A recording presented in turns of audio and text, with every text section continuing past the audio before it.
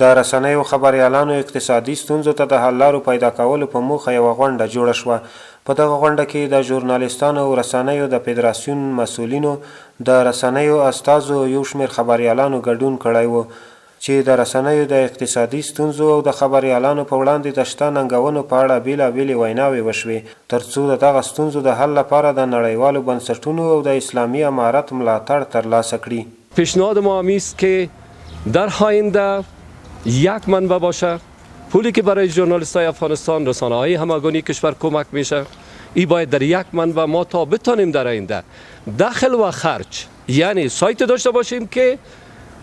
اگر نظام است، اگر ژورنالیست است، اگر جامعه بین المللی است، باید در سایت ببینه که 10 افغانی به جامعه ژورنالیسم در افغانستان کمک شده، 9 افغانیش مصرف شده، 1 افغانیش باقی است. هر سکتور چې کوم مشکلات لري دا ستاسې د رسنیو له طرف څخه هغه مشکلات برملا کیږي او مسؤلینو ته رسیږي. لهذا اسلامي امارت رسنیو ته د یو خاص قدر په سترګه ګوري او د یو خاص ضرورت په سترګه ګوري. د ژورنالیستانو د ټولنو مسؤلینو له نړیوالو مرستندویو ارګانونو غوښتنه وکړه چې په رسنیو کې د خبریالانو معاشونه ورکړي، ترڅو رسنۍ بندې نشي او د خبریالانو اقتصادي ستونزې هم ورسره حل شي. فقط ما راه را باز میکنیم که نهادها مستقیم برای کارمندای رسانه‌ای معاش بپردازه و وقتی که این معاش بر از یا پرداخته میشه، با حمایت این روند ما یک طرف خبرنگاری که توان بردن 5 تا نان به فامیل خود ندارم، ما بر از این امکانات مهیا میسازیم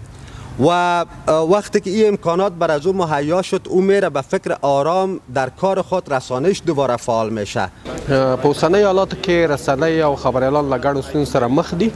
او د افغانستان د آزادو راډیوګانو او تلویزیونونو د همغږۍ مرکز او د خبریالانو او رسنیو فدراسیون د اسلامي امارت له چارواکو او له نړیوالې ټولنې د مرستې غوښتنه کوي ترڅو پورې د رسنیو او خبریالانو لاسنیوی وکړي،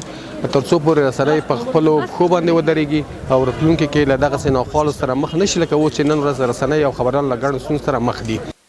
په دې وروستیو کې ډیری خبریالانو په ځانګړې توګه ښځینه و خپلې دندې له لاسه ورکړي دي چې اوس مهال له ګڼو اقتصادي ستونزو سره مخ دي.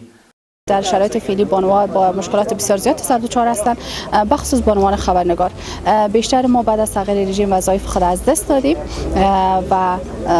خانه نشین هستیم و بیشتر ما هم که کار میکنیم در بیرون به تعداد بسیار اندک و کم هستند. متاسفانه کسایی نیست که حامی خبرنگارا باشم. چندین نهادهای حامی از خبرنگارا در زمان جمهوریت هم بود، متاسفانه فعلا هیچ کاری به ما نکردم. از این بعد ما امید داریم که نهادهای تشکیل شود که رسانه ها را کمک همکاری کنه. په تیرو کلونو کې د خبریالانو د ملاتړ په نوم ډیری مرستې او پیسې راټولې شوې وې، خو خبریالانو او د هیواد ګټو ته د ژمنو رسنیو لاسنیوی نه دی شوی. هغوی هیلهمند دي چې په راتلونکي کې د دا ډول درغلیو مخنیوی وشي او د خبریالانو له نوم نه نور کسان ناوړه ګټه پورته نه کړي.